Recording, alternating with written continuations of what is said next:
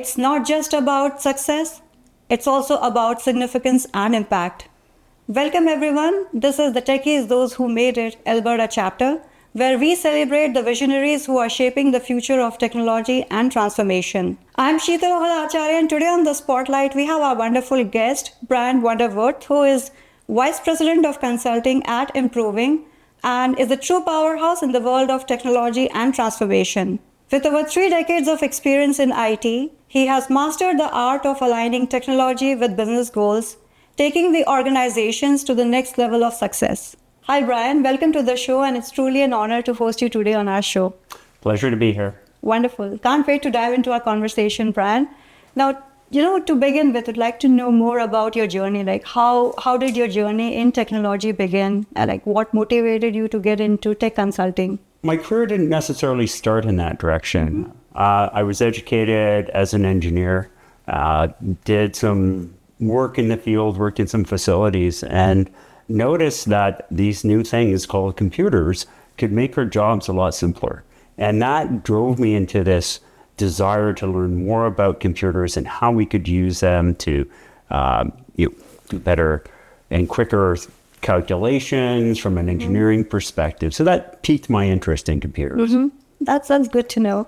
And over all these years, about your learnings, how your career path has been, being into leadership role, what all experiences in the past have kind of shaped you as a leader, what you are today?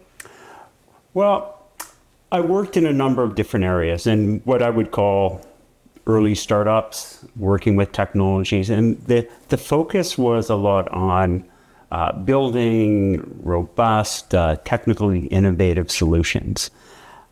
And at one point in my career, I met some individuals and they said, why don't you come and join our consulting firm? You have the right technical background, but you're also good working with people. And initially I thought, well, I'll do this for a couple of years, but 30 years later, I'm still doing the same thing. So that was that kind of pivotal point in my career when I said, I'm going to take a chance. I've never done this before, but now I can go in and leverage my technology understanding and move that into helping organizations use it better. That's wonderful. Now, given your experience in consulting, where you kind of look for the business goals, where you look for the pain areas of the companies and you try to kind of match it with the, technology and how to kind of optimize that and bring maybe ROI for the companies. So what are the common challenges that you usually face when you deal with the business teams and when you try to explain the technology to them? Well, there's a couple things. First off, people look at technology and they look at other organizations and maybe, let's say, the Facebooks of the world, and they say, well, Facebook can do it. And they want the same thing. And it's going to be very complicated. So understanding the cost and time that it takes to implement complex solutions, it's much better. We have much better tools these days, but it still takes time. And we always say the devil is in the details. So people in every case have a very kind of happy path or simplistic view of how things work. But when we dig down from technology and we talk to people and we look at the data and information they have, it can get very complex. And we find that not a single individual understands the whole complex ecosystem that an organization lives in. So we need to go in and meet with many stakeholders and decompose that into things that we can give instructions to people or developers or whoever that might be to implement. So it is a timely process. And from an agile perspective, we understand that and appreciate that people don't exactly know what they want. They just know they have a problem. So if we can focus on the problem and then iteratively get to a solution that addresses that problem. They don't need to understand everything, and we don't need to understand, as long as we can work collaboratively together to go in and get a solution that solves that pain point. No, absolutely. And I think, as you said, right, getting everyone on the same page is more important than, just not getting into the technicalities, but maybe explaining them what they can achieve at the end is more important. So, Brian, would you like to share about your current roles and responsibilities at improving, maybe like how a normal day looks like to you at work? Absolutely. My days vary, and you could say I wear many hats. I'm still actively consulting with our clients. I work very closely with our business development team and look to go in and meet with clients, try to understand their problems, envision how we might be able to help them, spend a lot of time doing that. And I will also work a lot with a number of our delivery teams, and I meet with them and their stakeholders just to make sure that we're aligned on expectations, we're delivering to their satisfaction. So it's always important to have that communication across the board within your teams, understanding that they're delivering, understand their needs are being met. And from a day-to-day basis, sometimes might be working on a proposal. Other days, I could be sitting in a boardroom. Multiple roles. That's good to know, Brian. So when you meet, clients, now these days everybody's talking about AI, Gen AI and agentic AI. So is there a kind of pressure on the organizations to just simply, kind of implement AI, and how do you deal with that? Well, AI is going to change a lot of people's work. And I think it's important to understand what AI is going to do potentially to, let's say, the workforce. And it depends a bit on what we're talking about from an AI perspective. If we're talking about agentic AI, large language models, what they're good at is taking information and bringing it back to us. And so what might that do? So we see a lot of very important use cases that we can use AI for. And like, for example, we have organizations that have solutions that were built 20, 30 years ago, and they don't know what they do. Well, we can use AI to help explain what their current applications do. Very good use cases for it. But what we do find too is that the human has to be in the loop. We need to go and interpret that information. So whenever we look at AI solutions, I think it's critical to understand it's going to compress maybe some complex things, but that human still needs to be in the loop to be able to go in and verify and direct and maybe the next step that we wanted. So AI, yes, it's going to change what we work. I often say, and I think people will say, that your job might not be lost to AI, but it might be lost to someone who knows how to use AI to be more efficient. Absolutely. And that's a kind of very good insight. So thanks for sharing that with us, Brian. Now, talking about Alberta, or maybe let's talk about Calgary, all right? The tech is evolving in Calgary, and given the energy sector, how do you see the transformations happening, like as you compare now or versus like 5 years ago? Well, I'll go back to almost 40 years ago when there would be some technology companies just growing up. And the ecosystem was one where they would all service the oil and gas industry.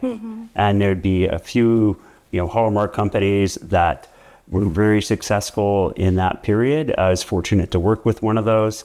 And that was kind of the startup of this, to me, introduction to the innovation that is in Alberta and within Calgary. The nice thing about being in Calgary is oil and gas, there's often a lot of financing available for these startup companies. That ecosystem, particularly in the last 10 years, has blown up. This is really matured to, there's a whole framework around organizations that want to go in and use technology. The key is understanding what it is you're doing, the problem you're trying to solve. So what is the value statement? Rather than just doing something because you can, let's focus and say, what is the value statement that your tool or your innovation is going to solve? Often gets lost, particularly because a lot of people who are looking at these might have a technology background.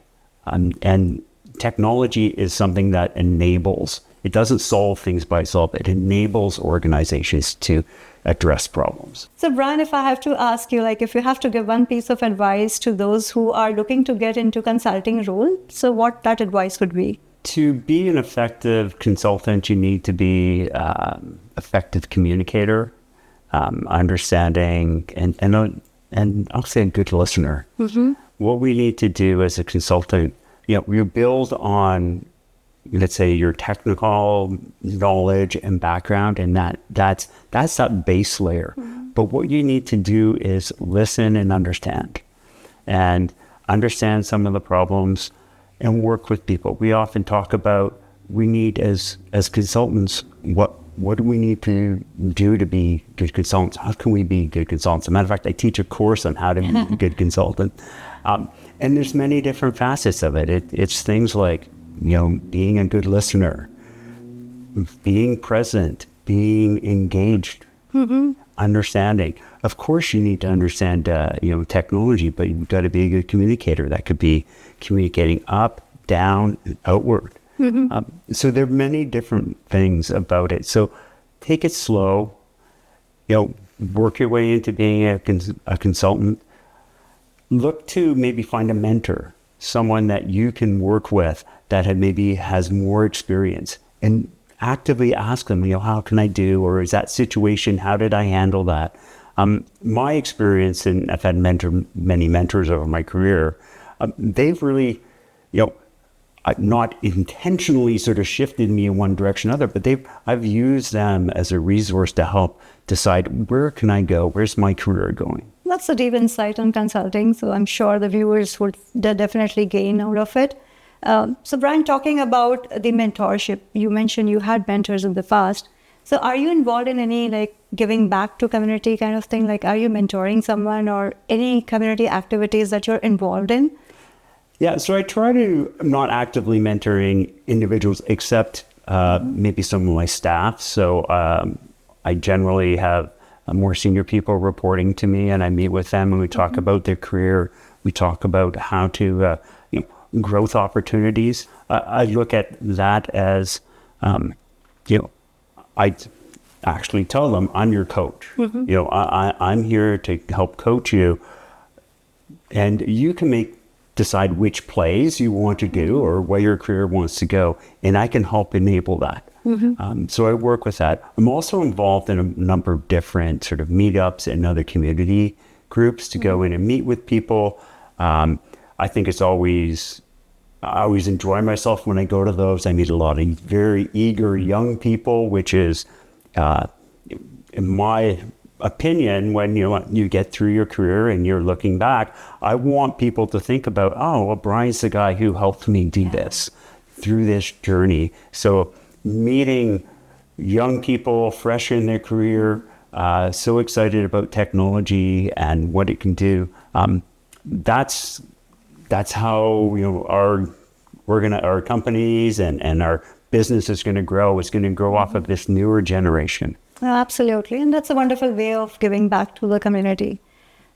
Brian, talking about your role, right? It's something which comes with a lot of pressure, right? You have to make decisions. So, and with competing priorities, right? So what's kind of your basic decision-making framework, or you follow anything which is very kind of specific when you have to take decisions? I tend to be very thoughtful about making decisions, and I think it's about not being reactive. We go in, and when we need to make decisions, sometimes we need time to process that. So there's techniques that I use to go in and make decisions. When someone asks me for my opinion or to make a decision, I'll often say, well, that's interesting. Let me see if I can get some more information, and I will get back to you at a certain period of time. So I'm setting those expectations about when I'm going to make that decision. So it gives me the time to think about it, because making a decision, that could be critical for maybe a project or an individual or an organization. I think you need to take the time to process that and think through it. Maybe you need to do additional research to help support your decision. Brian, thank you for giving all that thoughtful insights on technology. Now, would like to change lanes a little bit over here and would like to know more about your childhood times, like what kind of student you were when you were in college or during your school times. That's a good question. And if you went back and talked to my parents, they'd probably say, I was an average student. And then somewhere in high school, I said, what do I want to do? And I got thinking about it. And at that point in time, my grades went up and my dedication to my schooling went up quite a bit. And that got me into high-profile engineering school. And through that process, working through hard work. I mean, engineering school was tough. There were lots of challenges. So that part of me, it taught me the hard work. It taught me the problem solving that's required to go through and be successful. Our program at university was a cooperative program. So I got placed in organizations across Canada to get experience, different job experience, so I can better understand the type of job I might have when I graduate. Mm-hmm. Oh, that's wonderful. Now let's talk a little bit about your family. Like, who are the key anchors in your family, and like, what's your kind of stress buster after long week of work?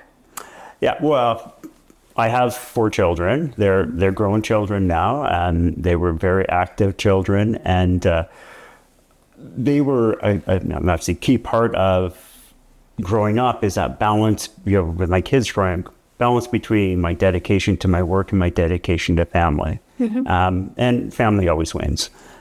And that was really important. And my wife has been a supporter all along. She has a technology degree. She works with technology startups. So we have some commonality there, but yeah, even from the perspective of my career growing, she gave me lots of advice. She had years of consulting experience before myself. So my family is a key part, integral part of, I'd say, day-to-day life. Wonderful. Have you ever discussed LLMs during dinner time with your wife? We do. It's interesting. We talk about a lot of things from a technology perspective, understanding different things of AI. She's more in a regulatory role than I am, and she will talk about regulations. And I might say how those regulations are slowing us down. So that's like kind of good exchange of knowledge, right? Yeah, absolutely. No, that's wonderful. Now, Brian, we are almost coming to the end of our wonderful conversation, and at the end we have a section called Rapid Fire Round. I'll be asking you some questions and would be expecting quick answers from you. All right, I'll prepare myself. Wonderful. So it's going to be not that difficult, hopefully. Okay. So your first question, if not in tech, what would you be doing? That's a good question. I think about this. So I would probably be a carpenter. I love making things out of wood. I like building. In my spare time, I do a lot of woodworking and carpentry work. The engineering drawings? Absolutely. I draw. I do everything by engineering drawings. Yeah. Wonderful. Next question. One piece of advice you always give to your teams? Build trust. Build those relationships. That's deep. Superpower you wish you had? I can think of a whole bunch. So let's talk about what. Being able to draw. That can be from, getting up at the whiteboard, draw, but I can visualize concepts, but when I put pen to paper, it doesn't look like anything. So yeah, if I had better artistry, that would help. Okay. Good one. The next question. Favorite word or phrase you use often at work? It's a good question. There's a couple of words I use, but there's a phrase that I take and I shift a little bit. There's a phrase about, failing fast. And I turn that to say, learn fast. So take those events that happen, whether it's successful or not successful, and turn those into learning so you can do that. So I always say, learn fast. Learn fast. That's a good one. If you could automate one part of your life, what would it be? I can imagine this, but this may apply to me. I have a very large yard, And if I could have that robotic lawnmower out there that would just, cut the grass whenever it needed to, that would be awesome. That's good. Better than laundry and all. Yeah. And your last question. Favorite motivational quote? I may have used that in that one phrase that I tell them. Yeah, it's really that make that fail fast, fail learn. fast. Yeah, is to kind of learn fast and then do that. So wonderful, and thank you so much for being such a sport, and you played really well. And thank you so much for sharing all the wonderful insights with us, your journey and about consulting. So thank you so much for being on our show, Brian, and wonderful meeting you today. Thank you very much. My pleasure. Thank you.